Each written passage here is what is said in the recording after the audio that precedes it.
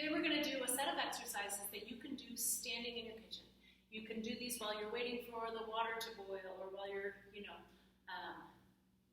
waiting for the dishwasher to finish, or, just different things. But you can do them standing in your kitchen. You don't have to go any place specific or special. You don't need any special tools, and we're going to start someplace that everybody has. If you're not in your kitchen, you can use a banister or some sort of a countertop or some sort of a sturdy place. We're going to start off with some push-ups. So, doing push-ups on an elevated surface like this, I do talk about quite often. Your form will be the same no matter where you're doing your push-ups. If you're on the floor, if you're against a wall, being at your counter allows you to go up and down. You can come closer and make it easier, or step your feet further back and make it more challenging. Keeping your shoulders down away from your ears as you do those push-ups, keeping your tummy tight, and going nice and slowly, really focusing on the movement, and you will get a really great benefit from that. Okay, after your push-ups, we're going to sit back in a squat. So, using your kitchen counter, your sink, to kind of loop your hands through, sitting back in a good squat. Now notice, I'm sitting back, using that source to help me sit back into my heels, just like you're going to sit back into a chair. As you come up, squeeze those glutes, breathing. So you can go nice and slowly in a really good form. Also, notice my knees are staying in line with each other. So I want my knees to stay this way. If you find that they're caving in towards each other when you sit back, really focus on that. And you can focus on all those things when you have that upper extremity support. Okay. I'm trying a different method today because my other method has not been working. So hopefully this will be okay while I figure out my solution. Okay, next we're going to do a hip abduction. So standing at that counter, we're going to bring one leg out to the side. Now, if you're doing these in your kitchen, you can either do them all at once or kind of mix them in while you're waiting for things. There's usually something you're waiting for. If it's the oven or your water to boil or your coffee to finish brewing.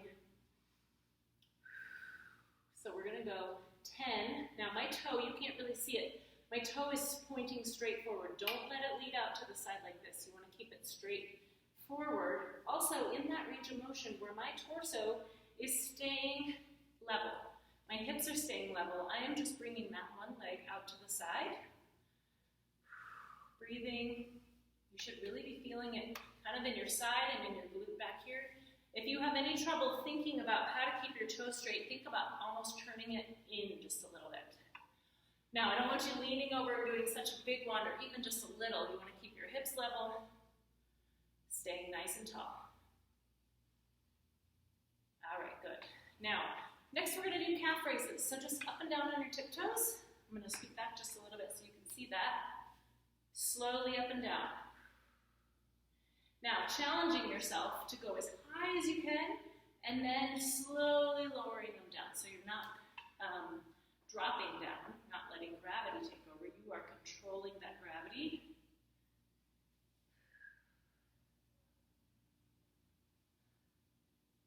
Nice and slowly. And these are some that you can do. You can do 10, of course. You can do 15 or 20, depending on, how your calves are feeling, how your toes and feet. And it's a really good ankle strengthener. Okay, next I am going to grab a band. So it's easy to have a band nearby in your kitchen. We're going to do some reverse flies. So standing nice and tall. And then I'm going to have you stand in a tandem stance. So I'll step back here. You can see I'm going to put one foot right in front of the other.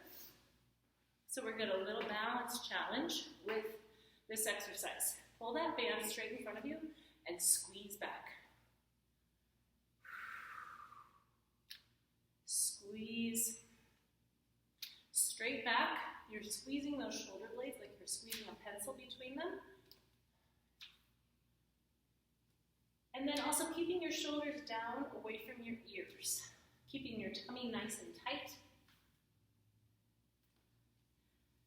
And 10. Good. Now I'm going to stand on that band. You can either stand on it with 2 feet or 1 foot, depending on the tightness of the band. We're going to do some biceps curls. So these are all you can do, like I said, in your kitchen while you're waiting for things or in between things. Or this is also a great travel workout. If you're traveling and you're thinking, I don't want to go down to the hotel gym, or there isn't a hotel gym, you can have a band in your bag and do these literally anywhere. No excuses. Nice and slowly, and then notice that my arms are going all the way straight. You want to make sure you have a little tension on it to begin with, so you can always grab it a little further, give yourself a little, or you can hold it a little further up on the band, depending on the strength of what you have going. Tummy nice and tight, shoulders down away from your ears. Okay, good.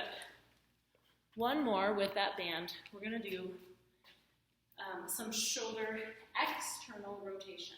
So let's do this one standing on one foot. We're going to keep adding balance and core in as we go. So we're going to stand on one foot, grab that band just like you're holding a platter, and pull apart just a little ways.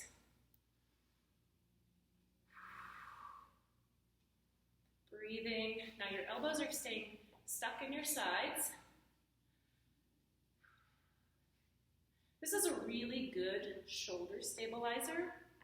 I'm going to switch legs and do 10 more. So this may be a little much after a while, and if it starts to feel like too much, you can rest and then just do the single leg stance.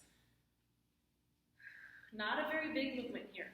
I don't want you pulling way out here. We did that reverse fly. This is this is getting your rotator cuff and those shoulder stabilizers,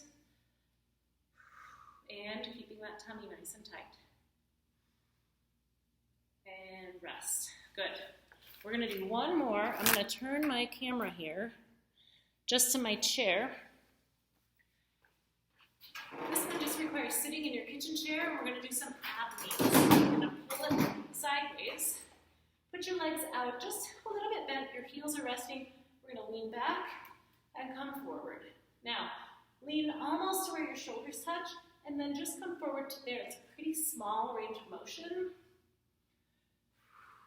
Breathing, keeping your back nice and tall. You want to almost feel like a rope is pulling your chest forward versus, this type of crunching. Keep your back tall. You're reaching the back of the chair with your shoulders. Breathing. Like I said, don't come all the way up. If you come all the way up to here, it disengages your core, so you want to come back, lean forward just a little ways. It's a pretty small range of motion, but it really does a good job at keeping those abs engaged. This is another one too that you could do 5, 10, 15, 20, depending on how hard it is for you. As long as you're just feeling it here. If you're feeling it in your low back, readjust. I like to do this on a hard kitchen chair because it gives you that support that you need. So end with those. You can do as many or as few as you need to really get that good muscle contraction. All right, thank you everybody. It's just something that you can do. You can do it in your kitchen, traveling, in your bedroom, in your hotel room, whatever. Okay, if you have any questions, let me know. If you need any modifications, I'm always happy to do that. Thank you so much. Have a great workout.